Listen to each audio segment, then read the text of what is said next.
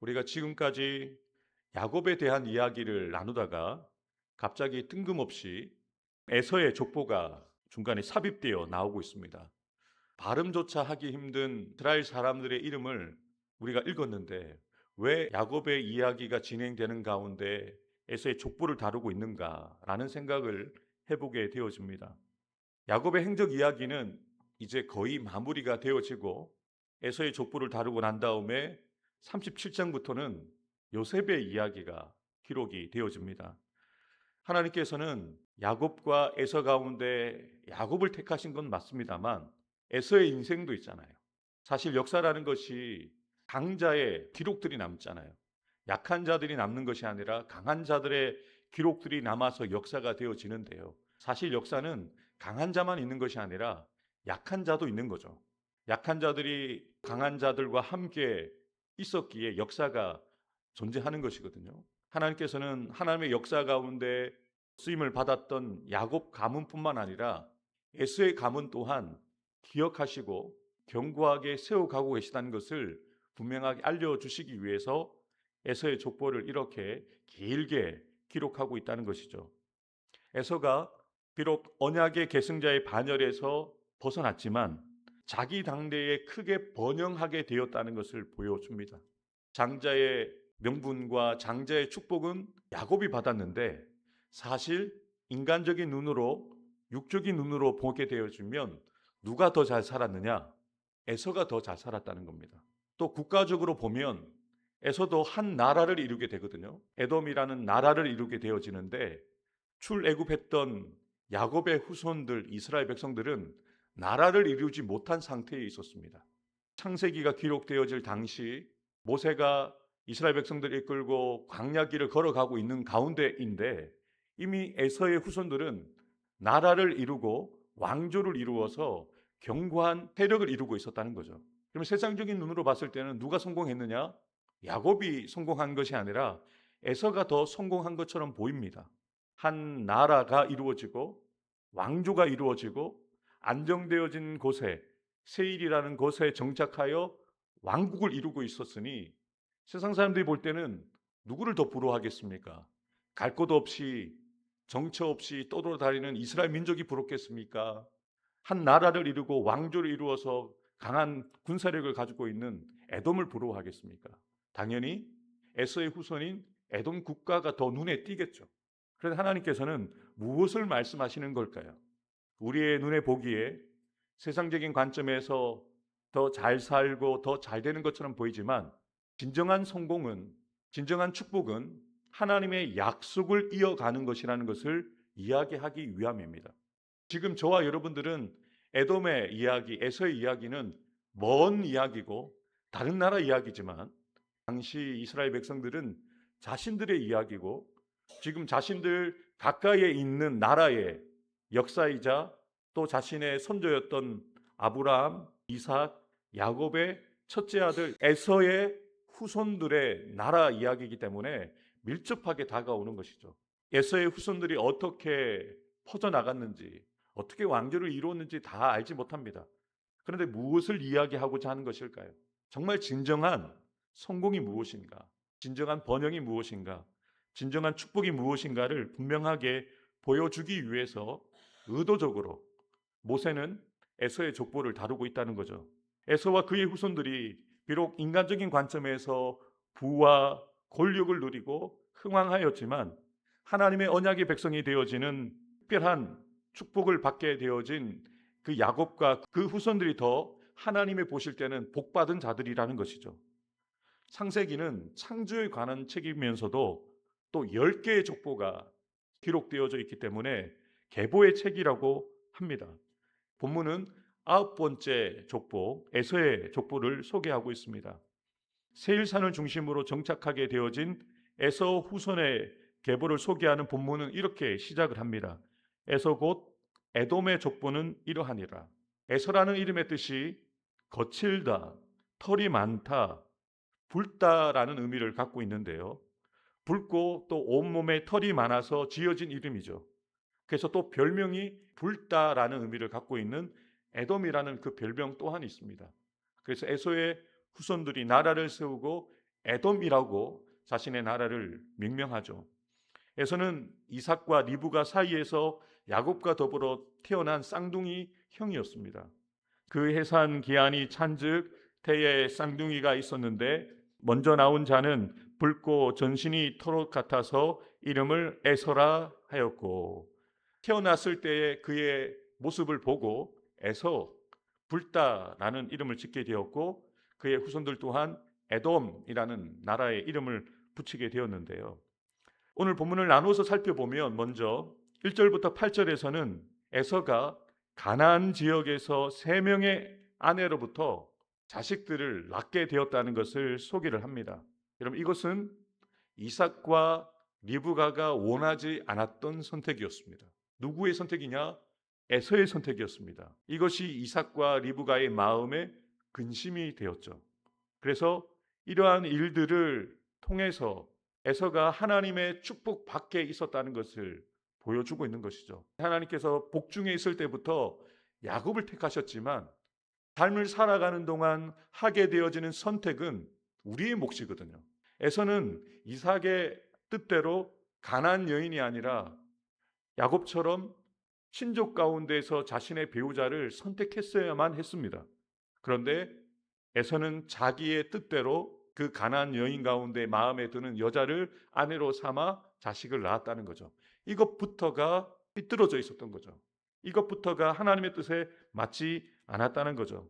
하나님께서 야곱의 가문만 축복해 주시는 것이 아닙니다. 하나님께서 에서의 가문에도 복을 주셔서 자식을 허락하시고 가문이 잘 되어지게 하셨다는 것을 분명히 보여주고 있죠. 이어지는 9절부터 19절에서는 에서가 세일 땅에 건너가서 거기서 새로운 아들들과 그 아들들을 통한 손자들을 얻어 또 그들이 세일 땅에 영향력을 끼치는 그런 성공한 사람들이 되었다는 것을 보여줍니다. 가나안에 있었던 여인들뿐만 아니라 그 세일 땅에 있는 여인과의 결혼을 통해서 또 후손을 갖게 되어진 거죠. 이것도 하나님의 뜻이 아니었습니다. 사실 하나님께서는 야곱에게 복을 주시고 그 장자의 계보를 이어갈 수 있도록 하나님께서 은혜를 주셨지만 에서도 그 가나안 땅에 머무는 것이 하나님의 뜻이었습니다. 그런데 야곱과 함께 머무는 것이 힘들겠다고 생각해서 에서가 아버지가 죽고 난 이후에 장례식을 치르고 난 다음에 에서가 자기의 뜻을 따라서 그들이 머물러야 되는 가나안 땅을 버리고 세일 땅에 머물게 되거든요. 이것 또한 하나님의 뜻을 빗나간 것이죠. 계속해서 20절부터 30절에서는 에서의 이주 이전에 세일 땅에 원주민으로 거주하고 있던 호리 족속이 있었다는 것을 소개를 합니다. 그리고 그 호리 족속들이 어떠한 족장들이 대를 이어서 에서의 그 계보 안에 들어오게 되었는지를 소개를 하는데요. 이는 에서의 후손이 가나안에서 얻은 아들들뿐만 아니라 호리 족속이라는 이방 족속들과 또 섞이게 되었다는 거예요. 순수 혈통이 아니라 혼혈되어진 혈통으로 이방 민족들과 상호 동화되어서 순수한 이스라엘의 혈통, 순수한 아브라함의 혈통이 아니라 이방인들과 함께 섞이는 그런 민족이 되었다는 것을 보여주고 있는 것이죠.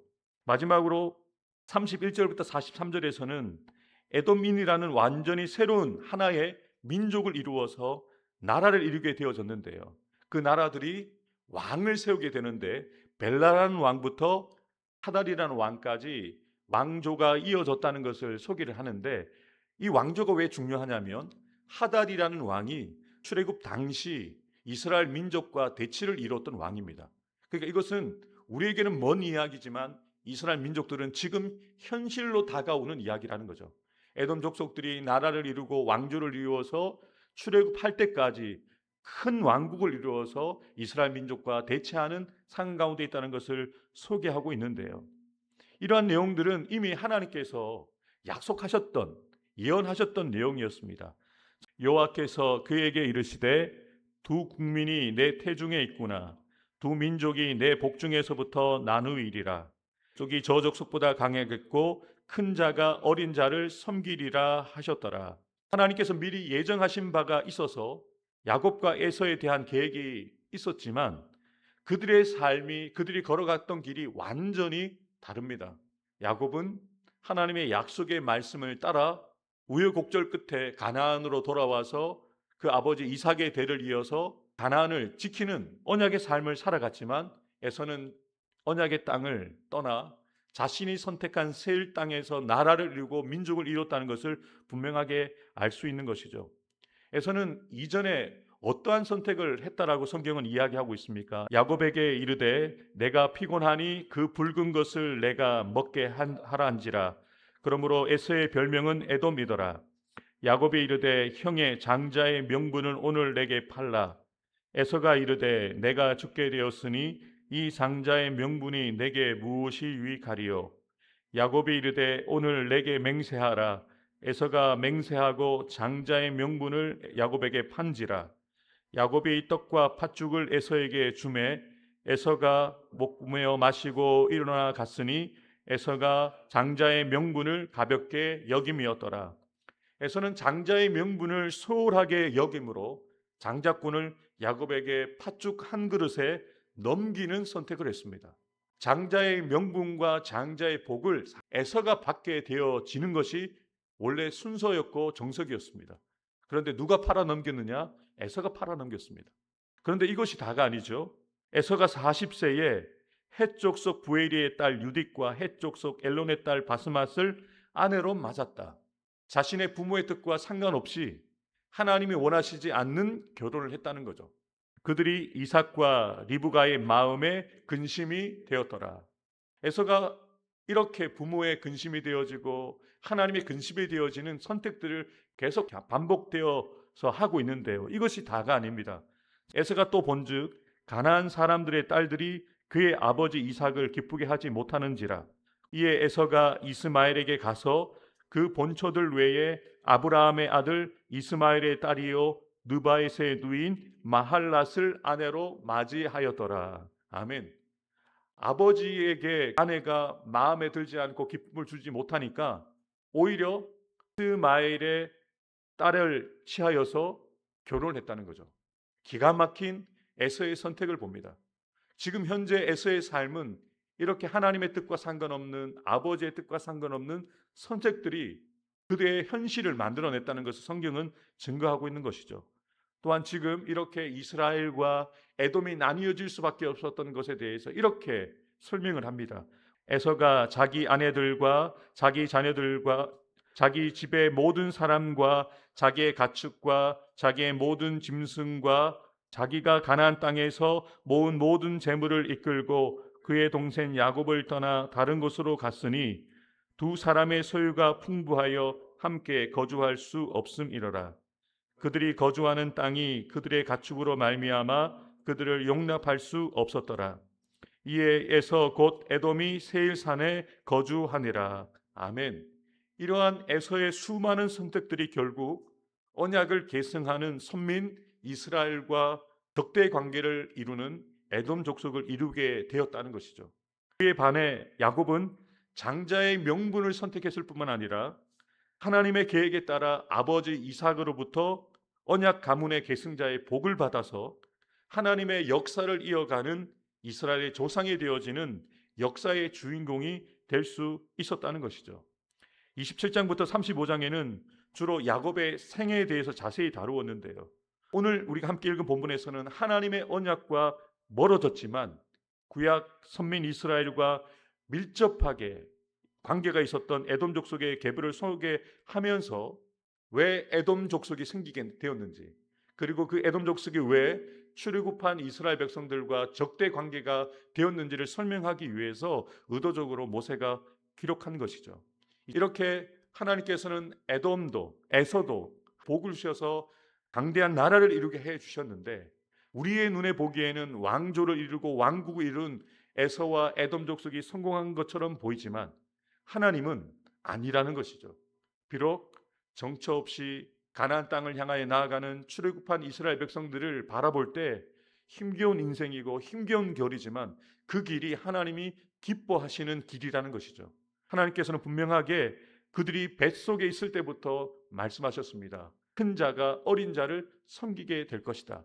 이것이 실제가 되어지는 역사들을 하나님이 만들어가고 계시다는 거죠. 사랑하는 성도 여러분, 하나님의 선택은 분명히 있습니다만 사실 야곱의 인생과 에서의 인생은 그들의 그 선택이 그들의 삶을 결정하게 되었고 그들의 역사가 되었다는 것이죠.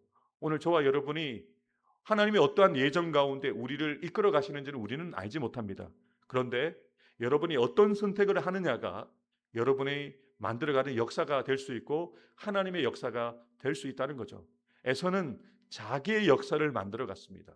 그런데 야곱은 하나님의 약속의 말씀을 따라 하나님의 역사를 만들어가는 사람이 되었던 것이죠. 어떤 역사가 하나님이 기뻐하시는 역사일까요? 내가 세우는 가문, 내가 세우는 나라가 아니라 하나님이 원하시는 가문을 세우고 하나님이 원하시는 나라를 세우는 것이 하나님의 뜻이라는 것을 기억하고 오늘도 하나님의 말씀을 따라 살아가는 저와 여러분들 되기를 주님의 이름으로 축복합니다.